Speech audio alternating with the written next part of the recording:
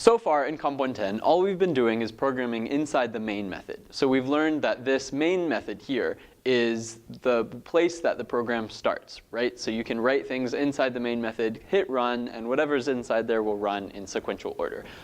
We've learned how to write loops, to write group chunks of code that can run multiple times. We've learned how to write if and else statements, to write code that will execute either one part or the other part depending on our environment.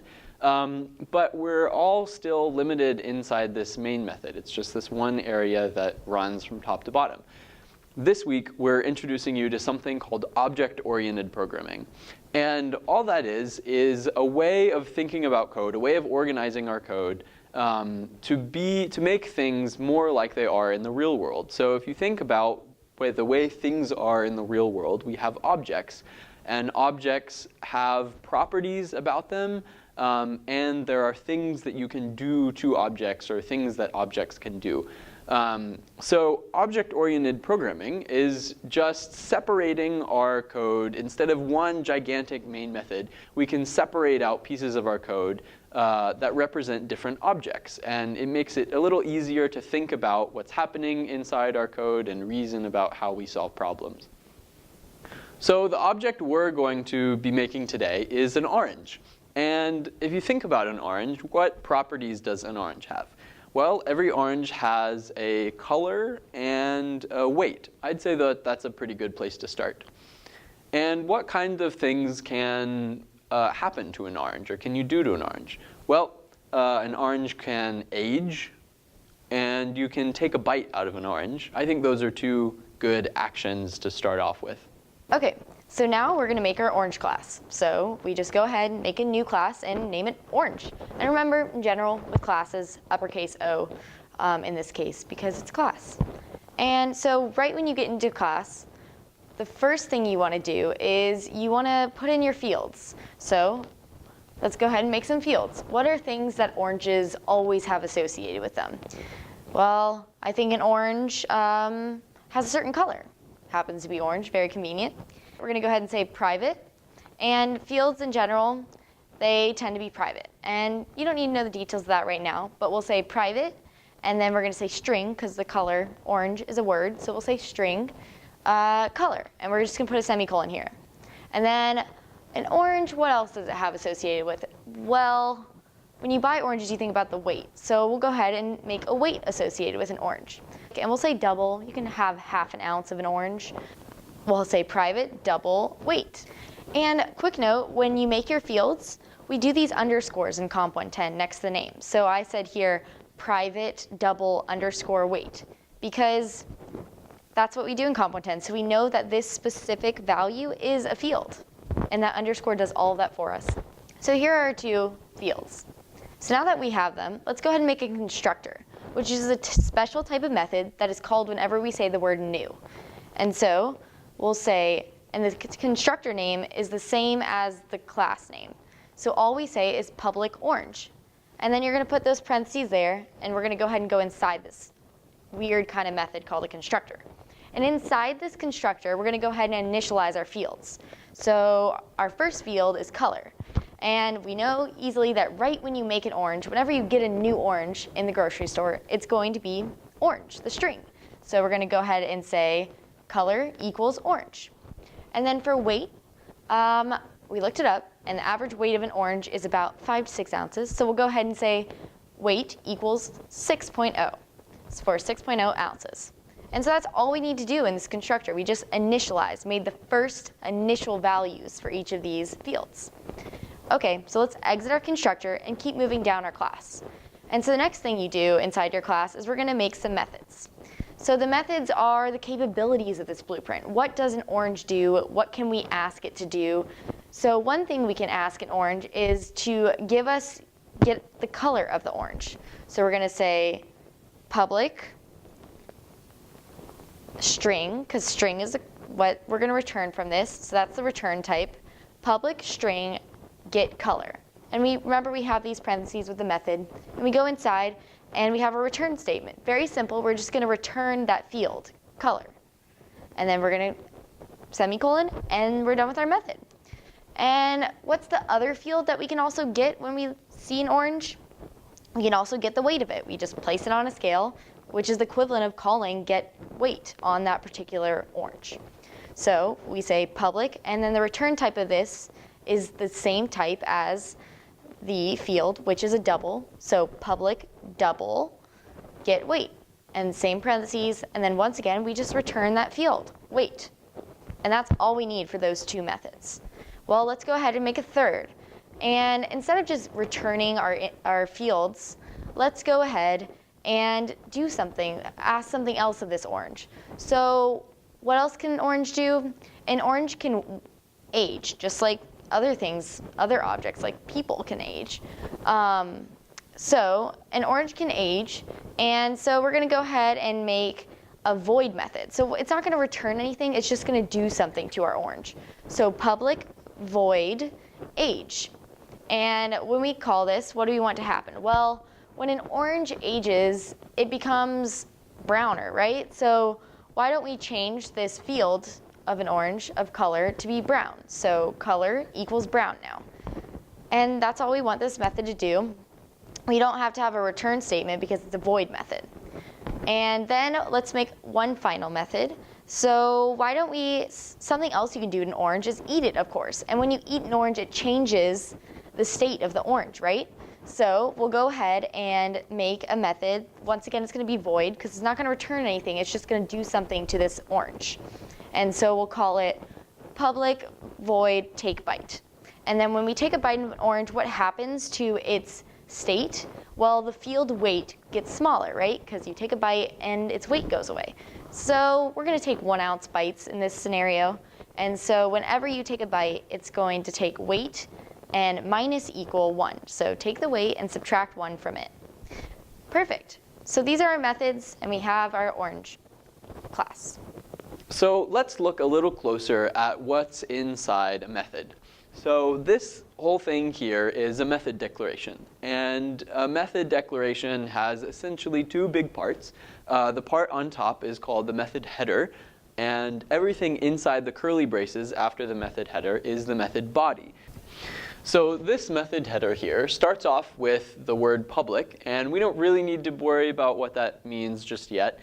Then we have a return type, and this method returns a type double because we're getting the weight, and we know the weight was declared as type double. So whatever this second word here is whatever kind of thing we're promising this method is going to return. Then we have a method name, and method names, just like variable names, start with lowercase letter and then are camel-cased as it goes on, so all the other words are uppercase. So we name this getWeight, which is a good descriptive name for it. And then we put parentheses around it because method names and method calls always have parentheses. And then we open curly braces, and everything inside these curly braces is going to be the method body. So whenever this method is called, the program will stop, run over here, and execute everything inside this method body. And so the only thing we have here is a return statement, is we want to return the value of weight.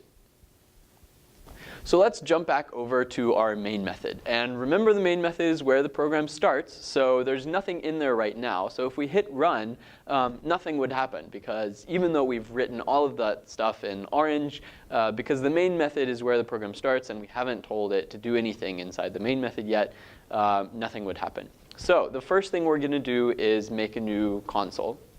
So let's go ahead and use our orange class. And let's make a specific instance of it. What do I mean by instance? Well, I mean an object. And what do I mean by an object? I mean a specific entity that has the characteristics of this class. So I'm going to make Kate's orange, my orange. So when I go to the grocery store and buy my orange, it all of a sudden is a specific orange. I've said it's my orange. And my specific orange can have things done to it.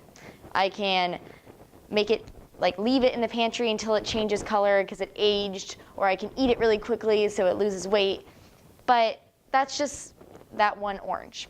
Okay, so let's go ahead and make our new orange. How do we do that? Well, just like we said console equals new console, we're going to say orange, Kate's orange equals new orange. And that's going to call the constructor, which is going to initialize those fields for me.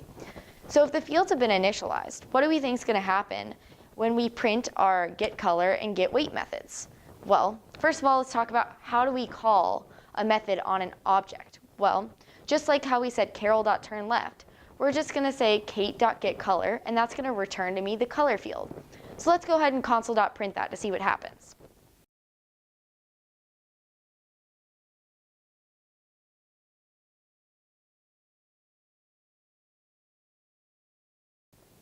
Okay, and let's also console.print what happens when we call kate'sorange.getWeight.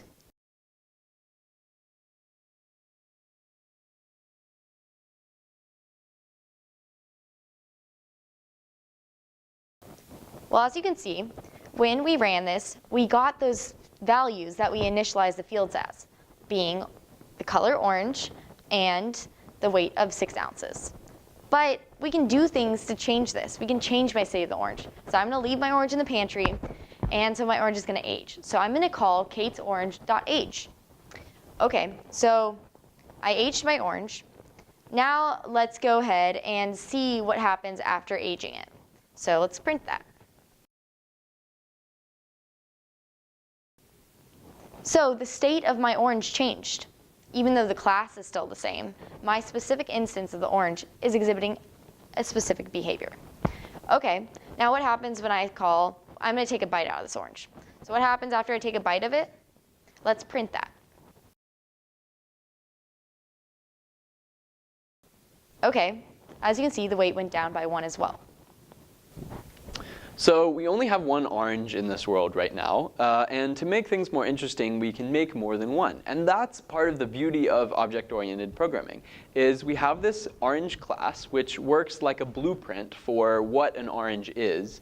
But just like you can't live in a blueprint of a house, you can't do anything with a blueprint of an orange. You have to actually make it first. So with the keyword new in Java, we can say that we want a new orange. So just like we did with Kate's orange, we can say orange, Hank's orange equals new orange. So we make a new instance of our orange class. OK, so if we run our program now, we can see that both Hank's orange and Kate's orange start off as the same thing. They both are orange, and they both have a weight of 6. Why is that? Because when we say new orange here, the main method stops for a second, and we go over to our orange class and find the constructor and run whatever's in the constructor. So whenever we say new to make a new object, the main method stops for a second. The computer thinks, OK, we're making a new object, so I'm going to allocate a chunk of memory for that object. So we're going to put that down here. We'll say a block for Kate's orange. And then we go over to the constructor and do everything that's inside the constructor, because we're constructing that object. So an orange has a color and a weight. And inside the constructor, we initialize our color and weight to orange and 6. So now we've constructed a new instance of our orange class. And we do that whole process again every time we say new. So we say Hank's orange equals new orange. We stop, make a new block of memory for Hank's orange, go over to the constructor, and figure out what we need to initialize our fields to. So they both start off as having a color that's orange and a weight that's 6. So whenever you say new, you're just calling the constructor, which is like a special kind of method.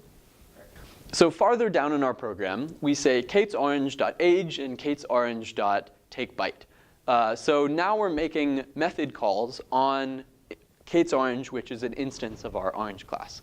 When that happens, the computer stops for a second in the main method, says, OK, we're making a method call on an instance of the orange class. So I'm going to need to figure out what age means. What does it mean to age an orange? And to do that, we're going to go over to the orange class, find our method declaration for age, so that's down here, and say, OK, we want to take the color of that instance and make it brown. And we called that method on Kate's orange. So we're going to go to our Kate's orange instance and do whatever the method declaration tells us to. So we're going to make our color now brown. So takeByte works the same way. We get to kate'sorange.takeByte, say, okay, we're making a method call. We need to figure out what takeByte means. So we stop, we go over to the orange class, find the method declaration for takeByte, and say, okay, takeByte means decrease the weight by 1. So we're calling, what instance are we calling that on? Well, we're calling it on kate'sorange again. So we go to kate'sorange, and we decrease the weight by 1. So now if we run our program, we see that we've changed kate'sorange, but we haven't changed hank'sorange, because they're two separate instances of the orange class. What happens in one doesn't affect what happens in the other.